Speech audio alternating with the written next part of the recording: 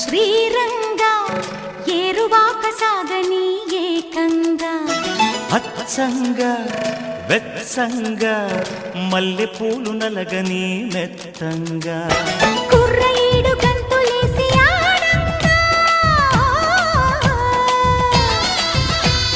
కొంటె పెదవి ముద్దు పాట పాడంగా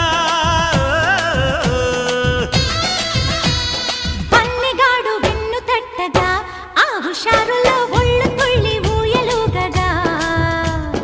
ఓ ఓ